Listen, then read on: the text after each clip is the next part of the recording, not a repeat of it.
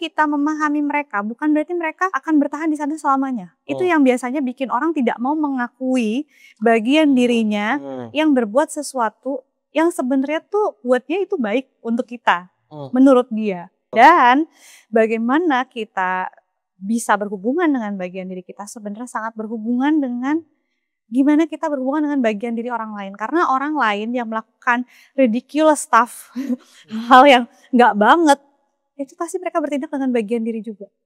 Kenapa orang nggak berubah-berubah? Bahkan saat dia pengen bangun pagi, bahkan saat dia pengen nggak marah-marah sama anaknya, atau bahkan saat dia nggak mau selingkuh lagi. Karena biasanya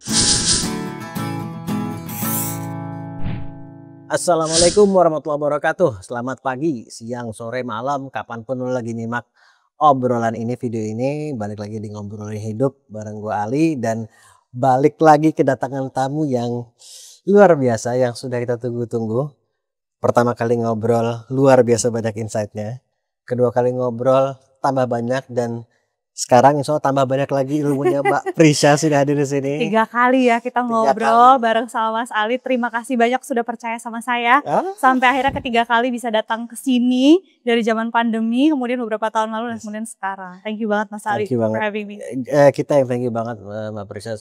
Mbak Prisha sebagai gue make sure gue nggak salah nyebut integrated somatic healing practitioner. Integrated somatic healing practitioner. Dan ini tiap kali ketemu Mbak Prisha, ilmunya selalu bertambah. Namanya Jadi juga beda. Kita undang terus gitu kan.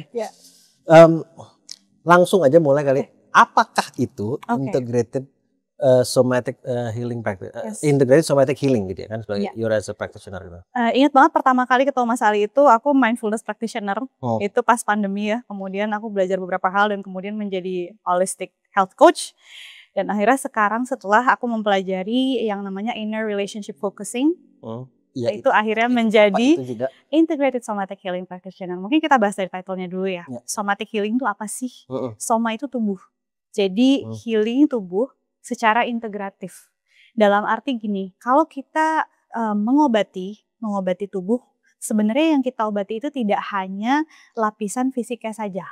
Bisa jadi saat tubuh kita diberikan intervensi medis misalnya, itu akan ada pengaruh juga di pikiran, akan ada pengaruh juga di spiritual kita gitu ya. Jadi memang tidak terpisah.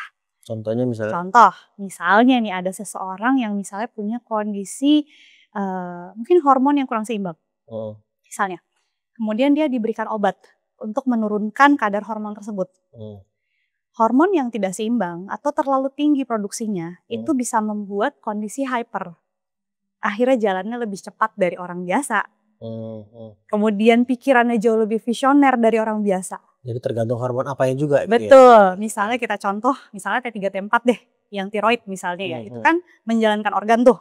Tapi kalau T3 T4 ini terlalu banyak, akhirnya kerja jantung kita lebih cepat, tapi di pikiran kita juga lebih overthinking. I see. That's why orang yang hipertiroid ini sebagai contoh aja ya.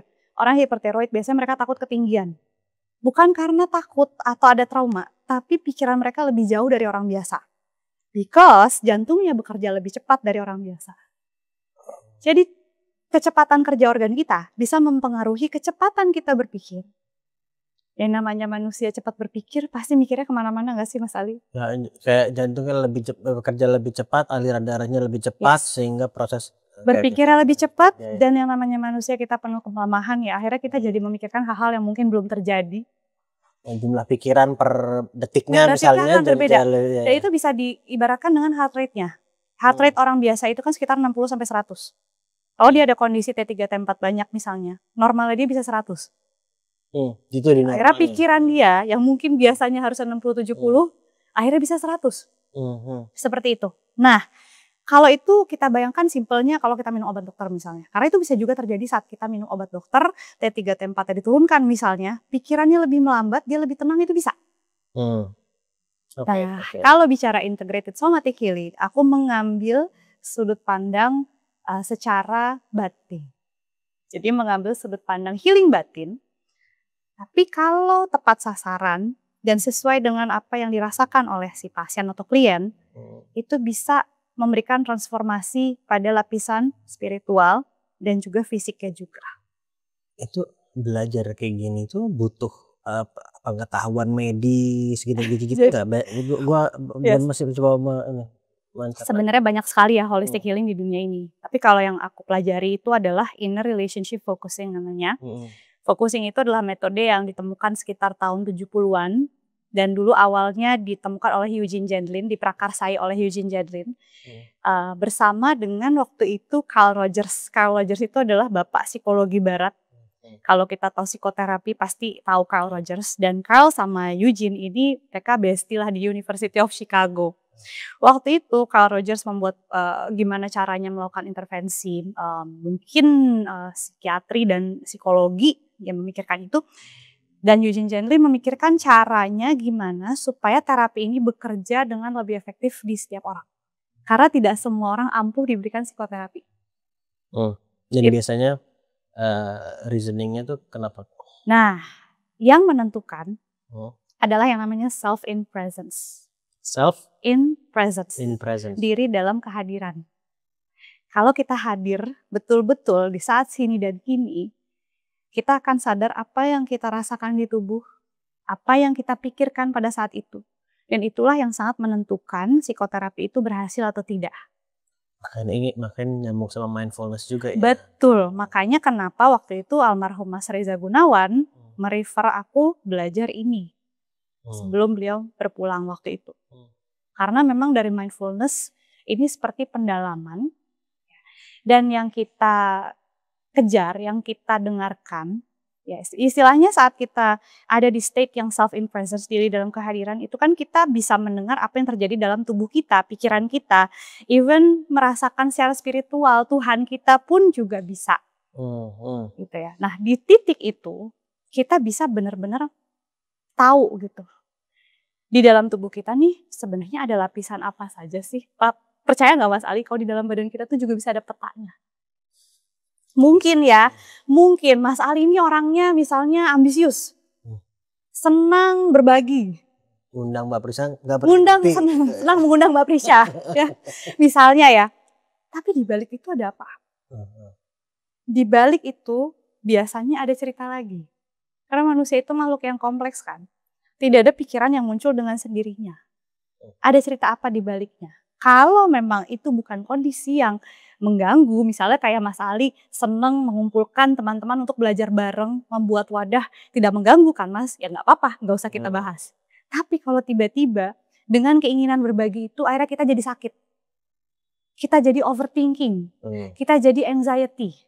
Nah disitulah badan kita seperti memanggil untuk ditelaah lebih jauh apa sih yang sedang terjadi pada saya. Nah disitulah saya bekerja. Jadi peta tadi ini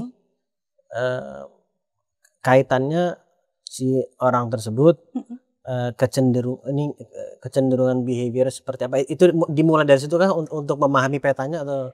Dimulai dari sesuatu yang mungkin kalau saya selalu menyebutnya memanggil dari dalam tubuh, petunjuk di dalam diri. Jadi setiap hal yang gak enak di tubuh kita itu adalah petunjuk dari Allah, itu yang saya percaya. Petunjuk untuk apa? Untuk dikenali lebih dalam. Biasanya di balik itu ada pola-pola yang ingin dikenali. Nah disitulah kita belajar mengenal diri. Jadi Mas, mengenal diri itu adalah obat. Kalau saya ketemu sama klien saya yang ada kondisi medis, ya, kalau kita belajar TCM, belajar fascia, belajar pengobatan timur, bagian tubuh itu, otot itu mewakili satu emosi. Jadi ada bagian tertentu dengan emosi tertentu berhubungan. Ya. Tapi kalau sampai terjadi kondisi medis, itu biasanya adalah sesuatu yang sebelumnya dia tidak sadari dan ternyata minta tolong di dalam tubuh dia. Itulah kenapa dibilangnya kalau sakit bukan karena Allah gak suka sama kita, tapi justru karena sayang. Karena Allah pingin kita menyadari sesuatu yang belum kita sadari sebelumnya. Dan biasanya lapisan medis adalah lapisan terdalam. Sesuatu yang kita nggak sadar, sesuatu yang kita nggak aware, tapi pada saat diagnosa itu keluar, itu bisa terbaca apa polanya.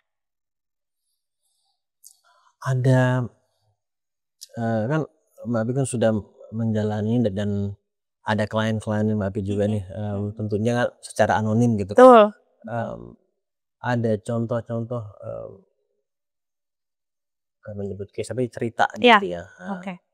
Ada beliau ini suka saya ceritakan karena saya juga pernah minta izin sama beliau untuk cerita kalau saya sedang perlu gitu ya.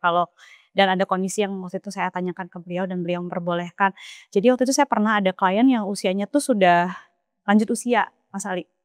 Usianya itu 70 something. Udah 70 something dan beliau itu ada GERD parah. Jadi beliau sudah bolak-balik ke rumah sakit. Jadi alurnya selalu seperti ini. Sakit, kemudian dibawa ke rumah sakit, dirawat, kemudian sembuh, akhirnya pulang lagi, tapi sakit lagi. Sampai berkali-kali.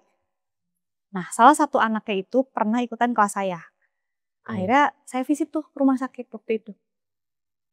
Ngobrol, ya, kemudian akhirnya ada sedikit proses mendengar diri. Ternyata Mas Ali, beliau menyimpan trauma sudah hampir 40 tahun. Karena di usia 30-an, suaminya usaha, kemudian tiba-tiba mendadak meninggal. Hutang perusahaan miliaran. Anaknya 2 masih kecil-kecil. Itu GERD-nya langsung naik.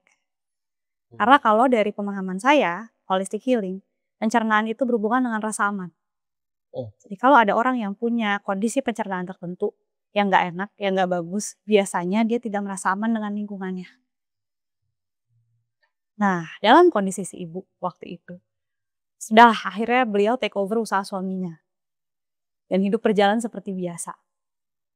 Tapi ternyata pada saat beliau sudah tua, triggernya muncul lagi. Kenapa? Setelah digali, akhirnya ketahuan bahwa ketakutan terbesar beliau itu ada pada kematian. Karena dulu suaminya meninggal, hutang itu dibawa ke dia semua, dia tanggung semua. Sekarang dia sudah lanjut usia, ternyata waktu itu ada sesuatu yang terjadi, adiknya meninggal duluan. Itu membuat dia ke-trigger, adik saya saja meninggal duluan, saya kapan? Dan yang membuat beliau merasa nggak aman adalah kalau saya meninggal, anak-anak saya yang akan menanggung semuanya. Sama seperti dulu dia menanggung hutang suaminya. Gitu. Kita dengerin, kita temani, dan kemudian alhamdulillah Allah tuh suka ngasih mukjizat kalau menurut saya. Belajar cuma sebentar, tapi beliau akhirnya bisa menemani dirinya sendiri.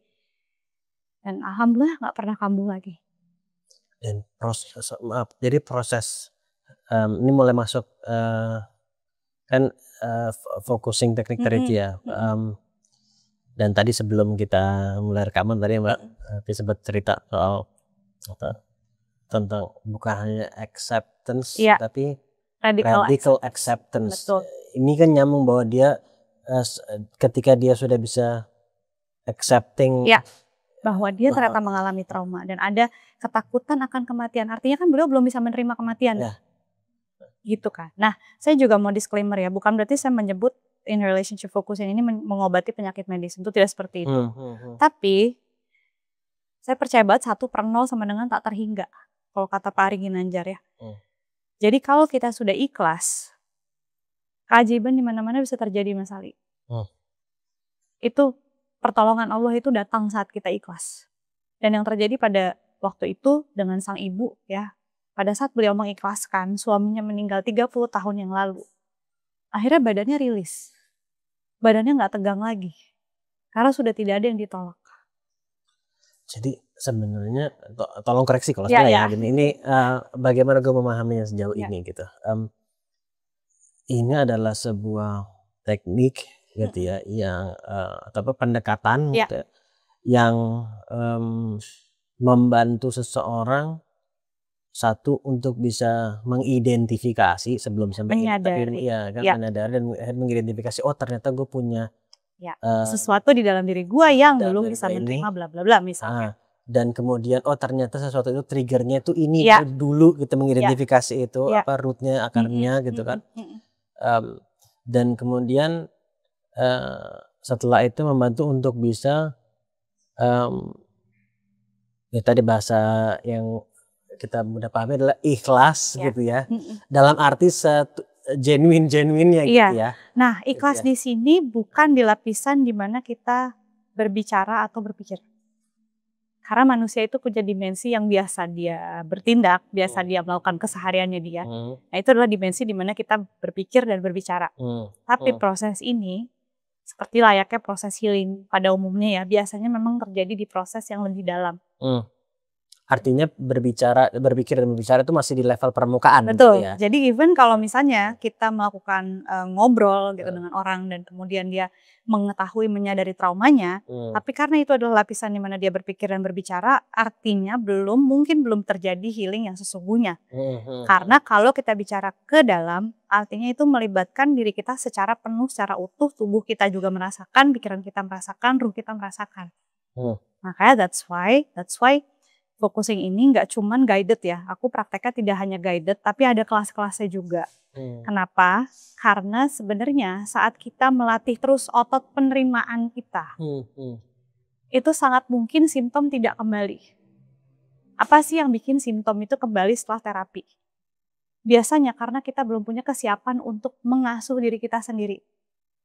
Nah, di focusing, nggak cuman aku membantu teman-teman untuk praktek penerimaan itu seperti apa, tapi juga mereka bisa dilatih untuk menguatkan otot penerimaan dirinya, ya, supaya dia bisa tahu dan empowered apa yang dia butuh saat dia merasakan trigger-trigger yang sebelumnya sudah pernah dia temui di dalam dirinya di dalam proses itu.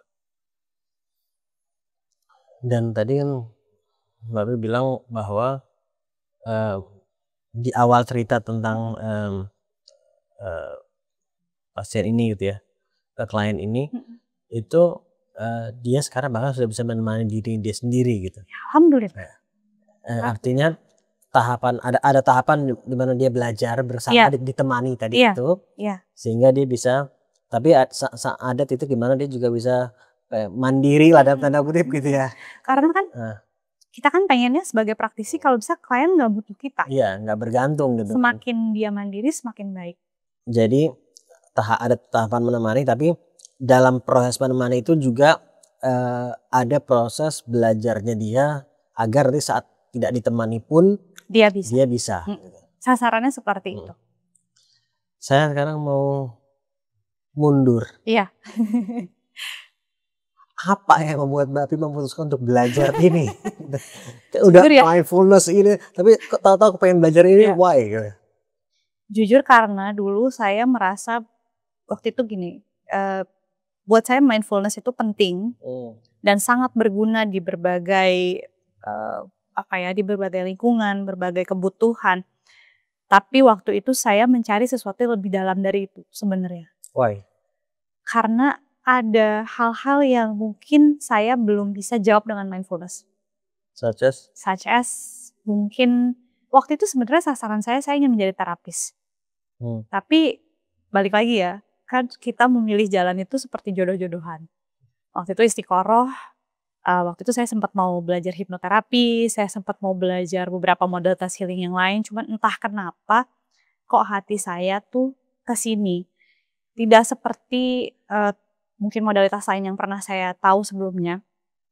Focusing ini belajarnya sangat baby step, sangat lama, sangat sedikit-sedikit. Jadi kita itu total ada 2 kelas 9 minggu.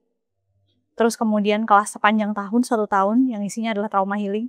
Dan kemudian setelah itu 2 tahun yang untuk sertifikasi.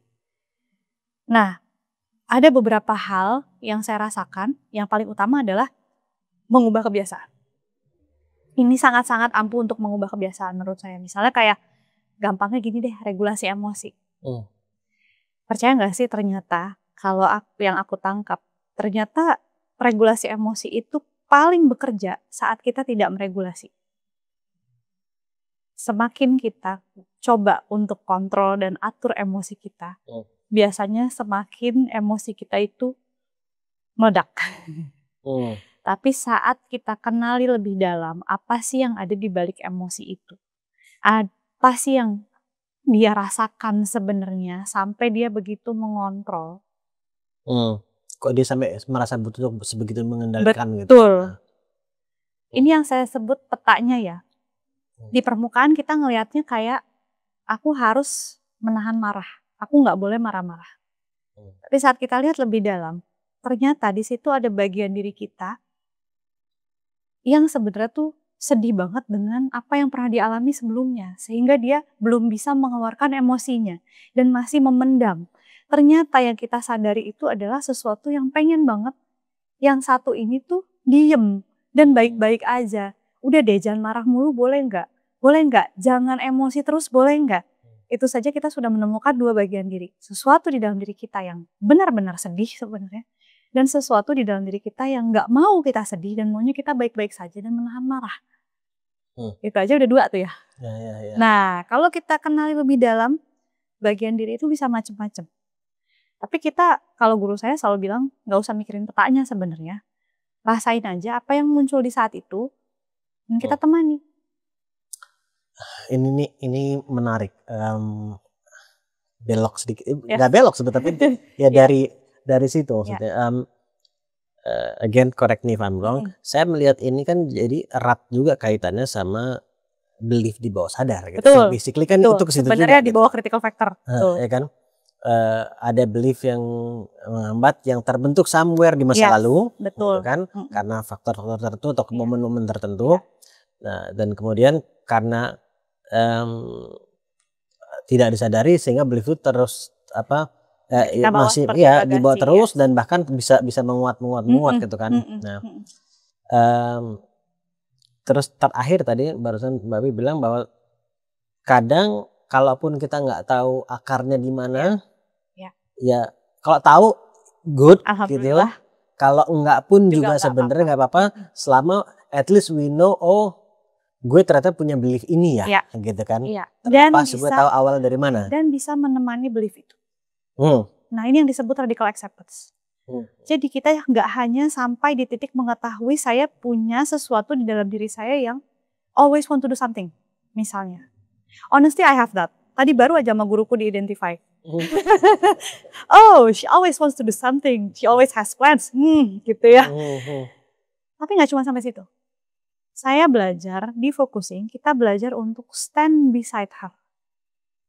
Her dalam arti diriku yang selalu wants to plan something. Bagian dari diri kita. Dari sini itu. Yang kita lakukan di focusing adalah, okay, so she's there, and you might say hello to it. Hi. Itu tuh, sorry gue nanya nih. In actuality prakteknya, did you actually say the words hi dan sebagainya? Ya ada kok verbal conversation gitu ya. Betul. Kayak ada okay, hi. Tapi catatannya di conversation itu tidak ada affirmation, tidak ada nasihat, tidak ada saying you should be this, you should be that, atau tidak ada pertanyaan kayak why do you have this kind of behavior. Jadi yang kita lakukan di situ adalah ya udah, we just stand beside her. Something in me that wants me to make a lot of plans and always do something and always on the go. Yang kita temenin. Tapi apakah tadi bukan menasihati dan seterusnya, tapi a conversation kan? Sebenarnya it's like a conversation but a very subtle one. A very empathetic. Itu sih kuncinya kalau focusing. Empati, memahami. Jadi fokus kita itu memahami dan memperbolehkan dia ada di situ. Dulu waktu aku masih as a mindfulness practitioner, aku selalu bilang tahapan healing itu ada 4. Kenali, rasakan, akui, izinkan. Nah di focusing itu ada semua. Kita mengenali, kita merasakan apa yang dia rasakan. Kita mengakui dia ada di situ. Dan kita memperbolehkan dia ada di situ selama dia butuhkan. Kenapa orang gak berubah-berubah? Bahkan saat dia pengen bangun pagi, bahkan saat dia pengen gak marah-marah sama anaknya, atau bahkan saat dia gak mau selingkuh lagi. Karena biasanya, the real part of them yang melakukan itu masih diatur-atur dan masih dikekang. Padahal mereka sendiri ada di sana untuk change something in your life. Even part of you yang pengen kamu selingkuh, even part of you yang pengen kamu marah-marah, mereka pasti punya tujuan. Entah itu untuk kabur dari masalah yang membuat kamu, menurut mereka itu membuat kamu lebih nyaman. Karena kamu gak ngadepin masalahnya. Atau mungkin mereka pingin kamu marah-marah because it wants you to protect yourself. Karena selama ini lu udah sedih banget gitu hidupnya. So they must have a good reason to be there. Dan selama kita cuma ngejudge mereka doang, mereka akan tetap cari perhatian. Gak bisa ini tadi ketahuan ini gara-gara mengingat. Saya itu ini jadi ngebuka cerita personal story. Em, saya tuh suka begini. Jangan lihat ya. Ini nih efeknya kalau yang datang kopi jadi kita malah curhat. Sebenarnya bukan curhat juga sebenarnya, cuman mungkin sharing karena relate banget gitu. Ya alhamdulillah saya punya, kadang gue gitu ya. Alhamdulillah saya belajar lah gitu ya. Jadi punya sedikit pengetahuan lah mengenai coaching. Dan salah satunya adalah tentang bahwa coaching itu banyak bagian dari coaching proses adalah bertanya, asking the right questions supaya kita bisa membantu klien kita untuk bisa menemukan jawabannya sendiri, bukan kita kasih tahu kamu harus begini, tapi memandu mereka dengan pertanyaan-pertanyaan kita, dengan kita mendengarkan dengan baik, menyimak dengan baik, sehingga mereka bisa dapat aha moment mereka sendiri. Nah, saya tuh suka kadang kalau pas lagi mandi, gitu. Kalau pas lagi mandi, I actually have that kind of conversation gitu. With yourself. With myself. Ketika ada mungkin challenge tertentu gitu, yang lagi saya hadapi gitu. Terus saya suka gitu tuh. Bagian itu, saya nggak bagian itu saya undang. Yes. Betul banget. Saya undang. Terus dan kemudian saya bertanya sebagai coach di situ. Jadi saya hanya bertanya. Mencoba memahami. Karena meskipun bagian itu kita tadi nggak ngejudge kita, meskipun kita saat ini kita merasa baiknya nggak ada nih di sini dia gitu kan, tapi dia ada nyatanya gitu.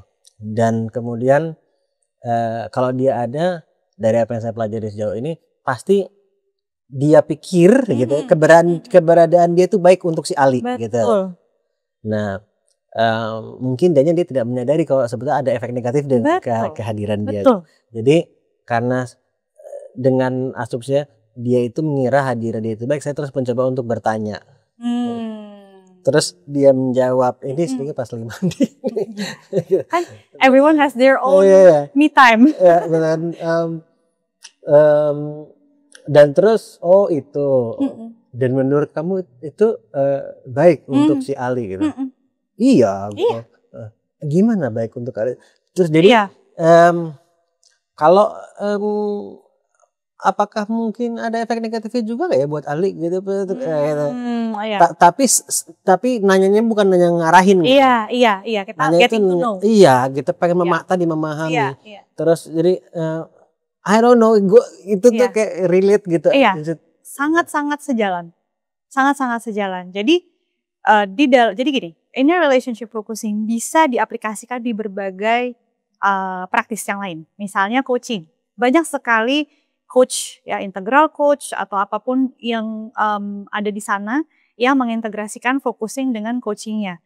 Bahkan ada juga yang mengintegrasikan focusing dengan hipnoterapi. Itu juga ada. Jadi dengan meditation itu macam-macam. Jadi sebenarnya ini adalah ilmu dasar yang sangat bisa digunakan di mana saja. Jadi memang sejalan dengan apa yang Mas Ali bilang. Dan balik lagi disclaimer-nya adalah dengan kita memahami mereka bukan berarti mereka akan bertahan di sana selamanya. Itu yang biasanya bikin orang tidak mau mengakui bagian dirinya yang berbuat sesuatu yang sebenarnya tuh buat dia itu baik untuk kita. Menurut dia. Karena tidak diakui, akhirnya dia semakin bersuara. Karena balik lagi, it has a good reason to be there. Tapi kita nggak mau mengakui dia karena kita merasa kalau kita akui dia, so it means we're accepting our behavior. No, it's on different layer. Balik lagi, ini adalah layer di bawah kamu bicara dan berpikir. So, after you're done with your session, dan kamu kembali ke kesadaranmu, ke consciousness di mana kamu bicara dan berpikir, kamu boleh kok punya judgment, ini salah, itu benar, itu nggak apa-apa. Everybody has their own principle, secara hidup, agama, dan lain-lain. Tapi kita berada di dalam sana untuk get to know ourselves, dan sehingga kita bisa muhasabah diri juga, tahu, oh ternyata dari sini ke situ. Kita empati, tidak hanya menghakimi. Itu sebenarnya sangat-sangat powerful untuk transformasi. Transformasi sesungguhnya terjadi di sana. Kalau di pengalamanku, karena I used to, kalau Mas Ali bilang barusan curhatnya adalah di kamar mandi, lagi Kadang mandi gitu juga sih, suka nggak asal ya. bareng doang. Kadang nyetir atau pas lagi apa gitu, tapi pas lagi momen-momen yang kayak sambil Iya. Kalau saya Mas Ali, dulu aku emosian banget. Wah, mungkin kalau orang sekarang lihat aku sekarang, masa sih Bapi dulu suka marah-marah? Oh, you don't say, Mas. Jadi kayak, dan aku tuh setengah mati banget berusaha untuk membuat diriku tuh ibu yang tenang, kalem gitu ya, yang kayak di IG-IG influencer Amerika sana yang atau di manalah yang kayaknya wah sempurna banget gitu. Dan itu akhirnya baru bisa aku mengubah, dan akhirnya sampai bisa di titik kayak kok bisa ya dulu kayak gitu. Setelah akhirnya sesuatu dalam diriku yang so angry dan mau mengontrol my anger itu sudah aku akui dan sudah terembody di dalam diriku. Embody itu kayak dia tidak lagi menjadi seperti entity yang terpisah dan mengatur kita, tapi dia sudah melting menjadi awareness kita gitu ya. Wow. Dan gue baru connect juga, makanya sebutnya inner relationship. Karena kalau relationship itu kan berarti ada minimal 2 pihak. Yes, betul. And there are a lot of pihak in our batin actually. Dan bagaimana kita bisa berhubungan dengan bagian diri kita sebenarnya sangat berhubungan dengan gimana kita berhubungan dengan bagian diri orang lain. Karena orang lain yang melakukan ridiculous stuff, hal yang nggak banget, itu pasti mereka bertindak dengan bagian diri juga. Kalau di Islam bilangnya hawa nafsu. Hawa nafsu itu adalah bagian dari bagian diri. Bagian diri pasti punya hawa nafsu. Oke. Wow ya. Aku dulu pas pertama-pertama ikut kelas guruku, tiap saat ketemu beliau ekspresinya kayak Mas Ali. Kalau mau googling, kalau mau search guruku namanya Ann Weiser Cornell. Ann Weiser? Ya, Ann Weiser Cornell. Weiser W-Y-Z-E-R. W-I-S-E-R. W-E-I. W-E-I, Weiser Cornell. Dan belajarnya 3 tahun lebih. 4 tahun. 4 tahun. Ya 3 tahun 8 bulan lah sama ya 3 tahun 10 bulan lah sama aku menyelesaikan semua rangkaiannya. Dan saat ini juga aku belum selesai, tapi aku jadi ngerti kenapa aku harus selama ini belajar. Karena saat ini kelas inner relationship focusing sudah berjalan di Mind Revive Indonesia. Jadi kalau teman-teman pengen belajar focusing ya untuk dirinya sendiri, boleh langsung aja cek di Mind Revive ID. Dan ada di deskripsi, masukin. Dan memang bagaimana kita menjawab pertanyaan dari peserta, bagaimana kita mengidentifikasi bagian diri peserta yang muncul saat bertanya atau saat berada di dalam kelas, dan bagaimana mereka bisa mengikuti small wins ya setiap minggu, itu memang tidak bisa sebentar. Memang beliau itu mengajarkan bahwa ilmu itu tidak hanya diketahui, tapi itu kayak comes naturally in our body, udah tertanam. Dan Mbak ini jadinya orang pertama di Indonesia yang kayaknya sih begitu. Karena saya nyari teman di sini belum ada. Saya nyari teman diskusi. Beliau dulu aku kalau mau diskusi selalu ke Mas Reza. Karena Mas Reza udah nggak ada, jadi ya udah aku harap berdiskusi dengan teman-temanku di kelas. Kita punya waktu focusing. Jadi mungkin secara teknis ya, focusing ini bisa dilakukan dengan partner. Jadi kita namanya focusing partnership. Jadi kita bergantian, satu orang focusing dan satu orang menjadi companion. Nah, companion ini tugasnya adalah reflecting. Coba misalnya Mas Ali kasih aku satu statement. Satu statement yang kamu rasakan saat ini misalnya. Entah itu sensasi tubuh atau pikiran misalnya. Penasaran. Aku rasakan. Oke. Ada yang emosi nggak? Kayak sesuatu yang lebih kuat gitu. Oh, sesuatu yang lebih kuat. Misalnya aja, misalnya nih. Oh, misalnya ya. Misalnya khawatir mau ngadain sebuah project lah, misalnya gitu. Fokuser bilang gitu, companion bilang, oh ya, kamu merasakan sesuatu di dalam dirimu yang khawatir karena sebuah project. And then you get my word and send it back to your body. Rasanya gimana? Jadi kayak kamu sedang khawatir, jadi nyampein kembali gitu. Betul. Jadi kalau tadi ngomongnya ke Mbak Pi, sekarang ngomongnya ke diri sendiri. Iya, kayak dicocokin kata-kataku tuh dipasin lagi ke badan. Biasanya di situ kalau nggak ada, iya ya ternyata segitu khawatirnya. Atau kayak oh iya ternyata pas deskripsinya.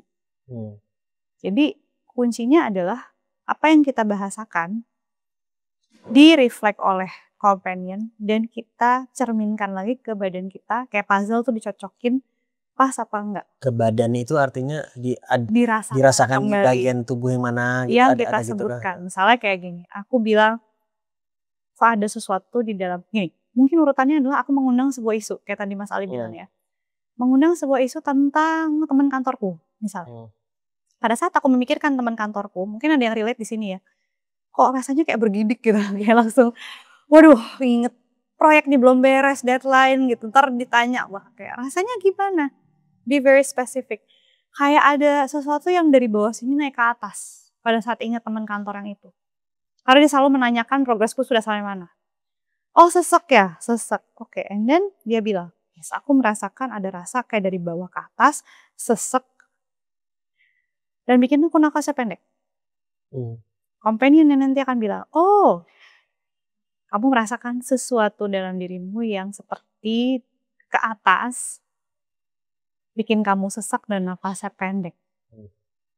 And then kita cocokin lagi di badan. Pas gak ya deskripsinya? Oh ternyata pas. Kalau pas biasanya ada rasa, ada yang shift. Acknowledgement. Dan Mbak Pi, jadi apa sih bedanya acceptance sama radical acceptance? Kenapa sampai ada radikalnya ini? Karena jujur ya, aku nggak pernah menyangka bahwa aku akan bisa menerima sesuatu di dalam diriku yang dulu aku ngomong ini kayaknya malu banget. Yang pengen banget diperhatikan. Buat aku dulu tuh itu memalukan banget. Kayak pengen dilihat, pengen dianggap, validasi pengen eksternal diikutin gitu. Kalau ada ngumpul-ngumpul nih misalnya mau ke Dufan gitu ya, terus diajak gitu. And I had my own experience kenapa ada bagian diri yang itu. Dan dulu aku sangat gak mau mengakui itu. Kayak jijai banget sih lu mau diperhatiin gitu kan, pasti kan gitu ya, kayak norak banget lu pengen diperhatiin, norak banget pengen dianggap pick me gitu kan, zaman sekarang bilangnya pick me. Tapi akhirnya aku sadar bahwa oh ternyata dia ingin dicintai, dan itu makin malu lagi aku mengakuinya kan, kayak oh ternyata cuma pengen disayang gitu. Tapi setelah aku secara radikal ya itu ya, mendengarkan, jadi mendengar tidak hanya mendengar tapi we really stay there. Dan saat dia belum mau ngomong, kan ada gitu ya, sesuatu dalam diri kita yang dia nggak straight away tau-tau mau membuka diri sama kita. Dia mungkin punya banyak pengalaman, dia punya banyak trauma yang membuat dia, enak aja lo datang-datang gue suruh cerita sama lo apa yang gue alamin gitu ya. So I just wait. I just stand there and wait and be okay that she hasn't been able to talk to me at that time, dan itu nggak apa-apa, dan aku temenin aja di situ. So that's mendengarkan secara radikal artinya kayak ibaratnya kayak misalnya lu punya anak ya Mas ya, misalnya anaknya Mas Ali yang kembar itu semua kembar 3 ya Mas ya, kembar 4 kembar 3 ya, tambah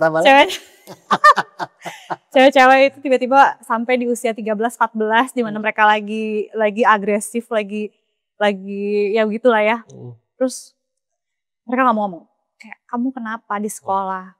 Gak mau, fuck, misalnya ya, nanti pintu. If you accept them, mungkin kamu akan bilang kayak, oh ya udah anak-anak emang kayak gitu. And then you continue your work, masak dan segala macam. Tapi radical acceptance is like, okay, you spend some time untuk duduk di situ dan bilang sama mereka, oke nak, ibu ada di sini ya, ibu akan ada di sini aja sampai kamu siap ngobrol sama ibu. And then you wait. Kira-kira apa yang dirasakan oleh si anak itu?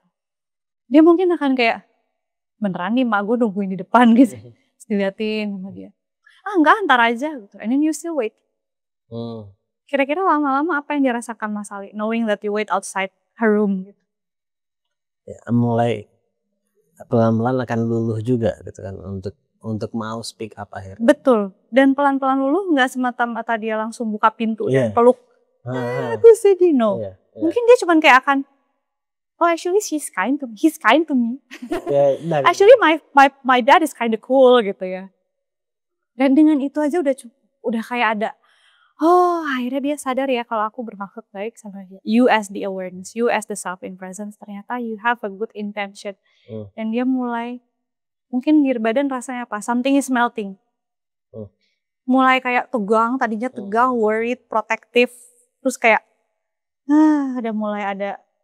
So she is in her room, but she thinks of you, she's grateful for you.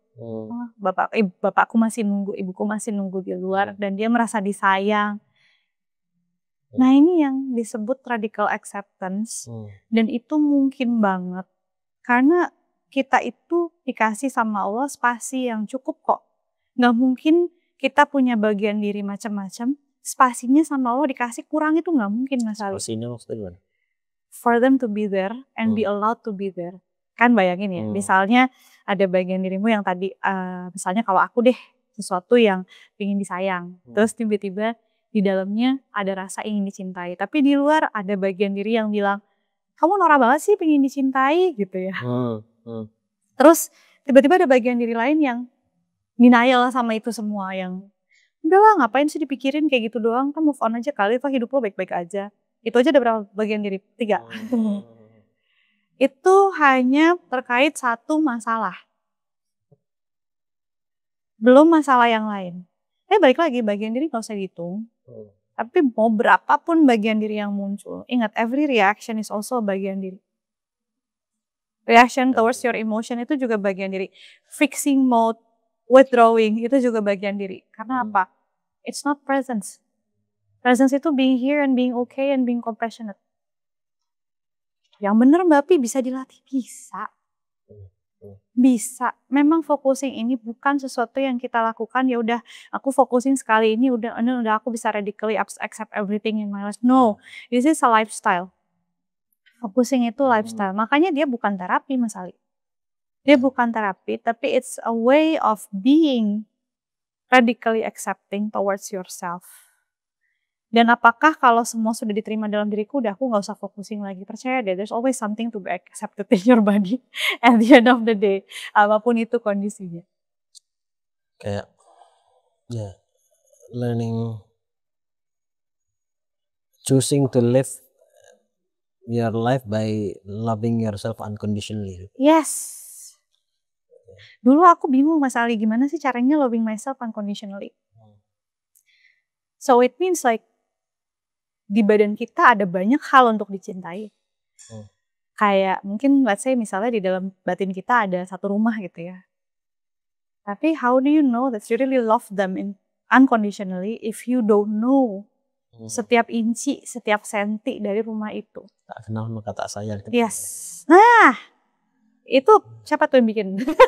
Ya, by anonymous. Ya. Karena memang benar. Kenal. Dan Ustadzku juga bilang, Ustadz Zulzikri ya juga bilang, kamu kalau nggak kenal sama Allah, kamu nggak akan percaya sama takdir ya itu baik buat kamu. Kamu nggak akan percaya kalau ujiannya itu karena sayang sama kamu. And also itu juga applicable dengan diri kita sendiri. Kalau kamu nggak sayang, kalau nggak kenal sama diri kamu sendiri, kamu nggak akan bisa sayang dengan segala kegilaannya dia, atau segala ridiculousannya dia, segala ketantrumannya dia, segala yang di luar nalar atau apapun itu. Dan mengenal diri, meaning mengenal semua bagian-bagian itu ya, as much as possible, dan mengenalnya dengan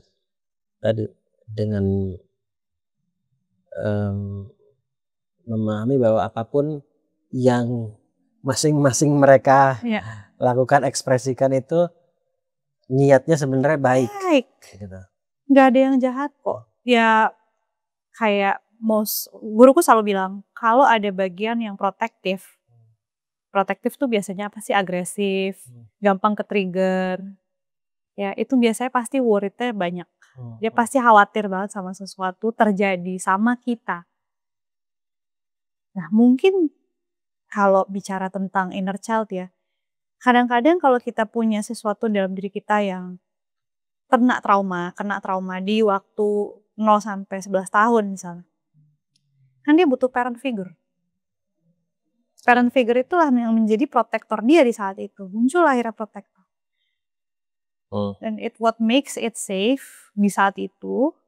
Dan kalau nggak dikenali, it will try to make you safe until you're like 40 or like 50. Dan takut ngapa-ngapain akhirnya gitu. Dan kadang-kadang juga Mas Ali, journey aku sendiri ya dan teman-temanku di kelas sertifikasi. Kalau ada protektor yang begitu lama menjaga inner child, pas dia mau pensiun tuh dia bingung. Karena sudah 35 tahun menjadi protektor Prisya kecil misalnya. Jadi pada saat dia bilang, thank you gitu buat semua yang kamu lakukan. Sorry, aku tidak bisa, aku sebagai kesadaran ya, aku sebagai coach ya, pandangan coachnya ya, watchernya, dirinya, self in presence ya. Sorry, I didn't protect you like you wanted to. Gitu. Maaf, aku nggak bisa protect kamu dan kamu harus memprotek dia akhirnya. Terus dia bingung. Terus aku ngapain dong dalam hidup ini kalau nggak proteksi kecil setelah 35 tahun. And then we just stay with it. Apakah harus diusir? Apakah harus diusir yang memproteksi Prisya kecil? Kan nggak bisa. Orang dia udah 35 tahun di situ. Mungkin dia udah lebih tahu badan kita daripada kita ibaratnya ya. Dia sertifikat tanah juga. Yes, betul. Udah SHM tuh di situ kan. Udah bayar pajak tiap tahunnya kan. Gitu Mas. Nah itu yang kita sebut knowing every inch in our home, inside our body, inside ya in a relationship lah. Wow. Dan tadi kan Mbak Wi buka kelas juga nih. Jadi artinya ada dalam waktu singkat kelas-kelas Mbak Wi kan juga ada jenjangnya juga gitu kan. Betul. Ada jenjangnya, boleh ceritain ya dan apa yang bisa dipelajari juga gitu dengan ikut ini gitu. Jadi kelasku itu akan terbagi menjadi 4 level. Kenapa begitu banyak Mbak Pi? Karena memang begitu. Jadi belajar 4 tahun. Ya sebetulnya 4 level itu kalau dihitung-hitung kurang lebih setahun. Kurang lebih durasinya tuh setahun ya. Jadi satu level itu 5 minggu. 5 minggu kali 4 ya 20 minggu lah. Nggak nyampe sih sebenarnya 20 minggu kurang lebih lah ya. Ketemunya tiap minggu? Ketemunya tiap minggu. Online. Ada juga yang weekend tapi aku belum bikin. Weekend offline karena kalau menurut guruku lebih enak kalau kita ketemu setiap minggu. Jadi lebih berjenjang gitu ya rasanya. Jadi setiap minggu itu kita akan praktek dengan pasangan yang dipilih oleh kami, oleh pengajar. Nanti ada skripnya. Skrip focusing itu sangat clear, sangat jelas. Ada demo videonya dan ada diskusi. Jadi di kelas itu kita ketemu 2 jam. 1 jam pertama kita diskusi tanya jawab. Setengah jam itu kita ngelihat demo praktek hari itu.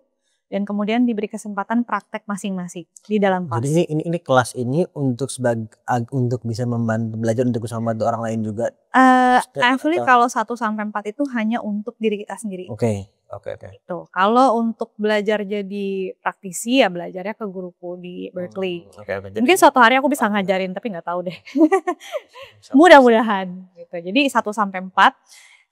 Level 1 itu kita belajar mendengar dulu aja. Karena mendengar is a very skillful thing to do Mas Ali. Kita dengerin aja dulu. Dan kadang-kadang di level 1 ini mereka ada harapan kayak apa ya yang bisa gue dapat selain mendengar aja. Tapi really selama 5 minggu kita hanya belajar mendengar karena itu adalah dasar dari semuanya. Empati, mendengar empatik itu dari semuanya. Level 2 kita udah mulai advanced listening. Jadi kita udah mulai meng-acknowledge dengan lebih detail. Dan untuk fokuser lebih sadar dengan apa yang dia temani dan lebih sabar menemani bagian diri. Level 3 kita sudah mulai bisa memandu. Jadi dia udah mulai bisa bantu temen untuk kasih invitation, kasih reminder. Dan kalau level 4 dia sudah lebih intuitif ya karena ini kan it's a very body process. Udah mulai mengalir aja tanpa mikir. Oke, kalau begini aku butuh apa? Yes, dan biasanya kalau udah level 4 itu lebih mudah untuk dia focusing sendiri saat dibutuhkan. Meskipun focusing sendiri itu tidak akan menggantikan focusing dengan partner ya. Karena emang rasanya beda banget. Kalau di acknowledge sama tidak. Sama real person. Tapi setidaknya kalau kamu butuh banget, tahu caranya. Dan ini kelasnya lagi buka sekarang atau? Lagi buka, jadi kita level 1, level 2 yang kemarin itu sudah, level 2 yang batch pertama ini sudah mau selesai. Level 3 insya Allah akan diadakan akhir tahun. Nah sekarang lagi berjalan level 1 yang batch kedua dan mau lanjut ke level 2-nya. Mungkin agak bingung dengernya, nggak apa-apa. Jadi intinya adalah yang baru, batch baru akan segera dibuka.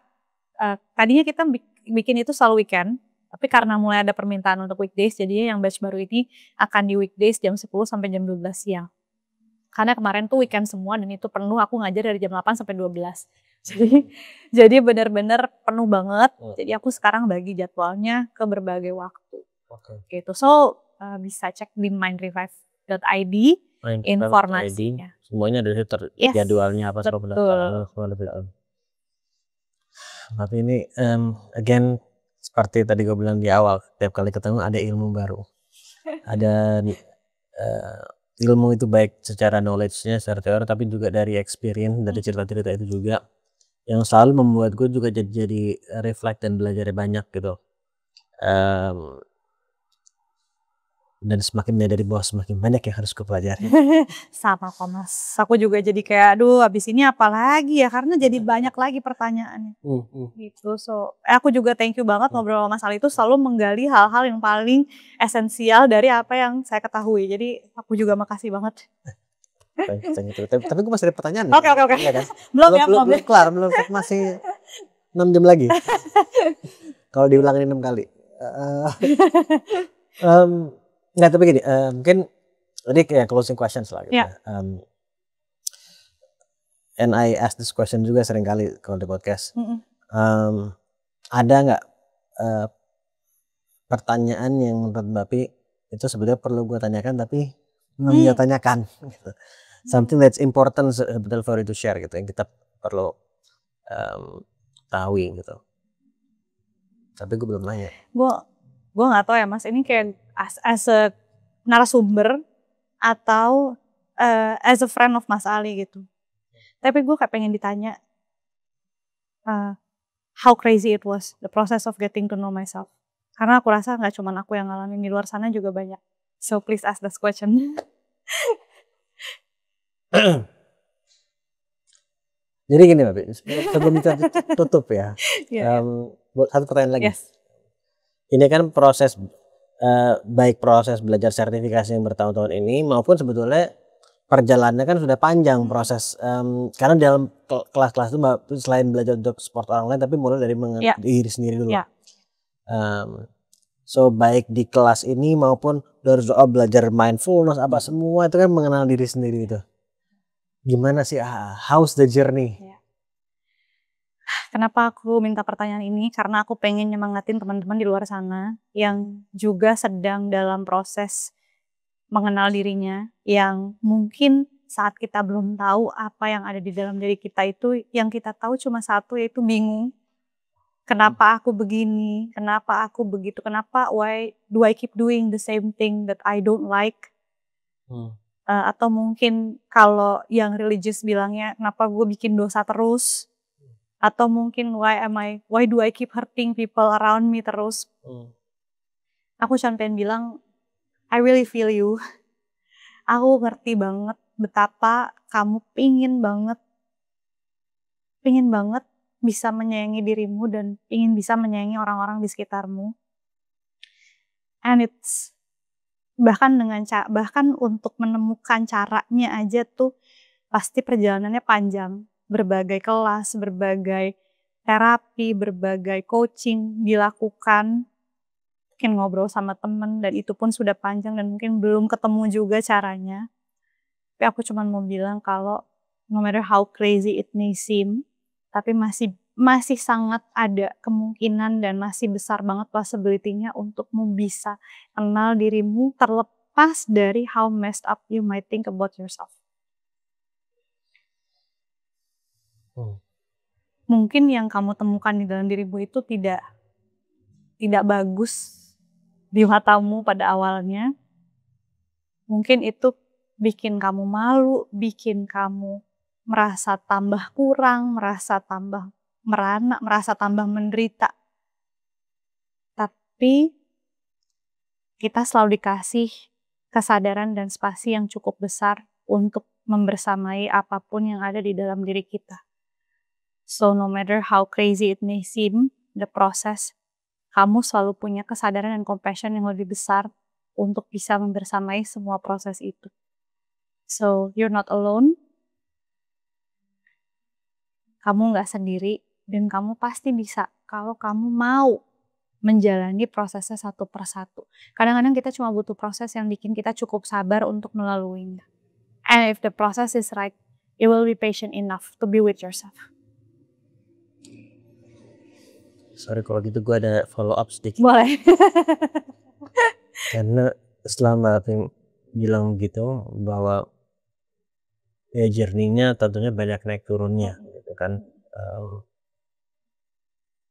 But so far paling tidak karena proses mengenal diri itu sendiri kan tetap berjalan gitu, ongoing.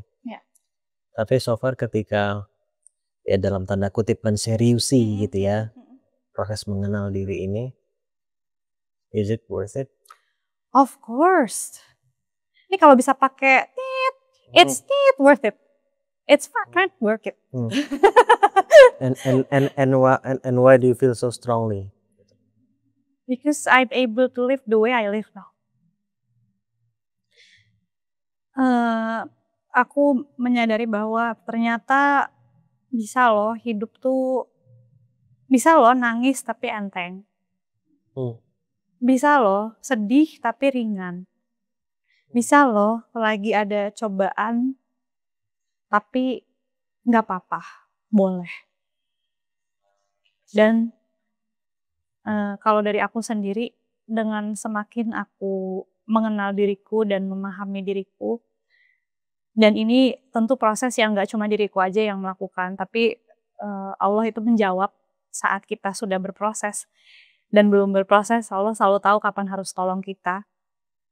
Akhirnya aku bisa melakukan hal-hal yang dulu aku kira aku nggak bisa lakukan gitu sebagai seorang hamba. Ya spektrumnya tiap orang kan beda-beda ya Mas Ali. Tapi aku merasa sangat dimudahkan, sangat diringankan, dan aku bisa menjalani hidup ini dengan lebih apa adanya, dan dengan bisa aku akhirnya tahu ya jelas bahwa even how hard we try, no matter how hard we try untuk mengubah keadaan dan memperbaiki keadaan, sometimes kita udah tahu kok yang bisa kita lakukan is just to stay there and do nothing. Dan cuman accept aja kondisinya. Intentionally do nothing. Yes. Intentionally do nothing, but maybe just wait. Wait, just sit there dengan siapapun yang butuh kita saat itu. Dan dengan itu pun udah cukup. Dan jujur ya Mas Ali, I can't believe I'm saying this right now. Aku sadar bahwa di titik ini ya, terlepas dari intervensi, beda sama konteks intervensi medis atau apapun. Tapi kalau aku ternyata the less I do and the more I accept, ternyata lebih banyak lagi aku dapat. The less I do and the more I accept, lebih banyak yang aku dapat. Aku baru belajar bahwa, akhir-akhirnya aku baru belajar bahwa sometimes choosing myself is to know that there's nothing else I can do or I should do right now. Ternyata semua udah cukup.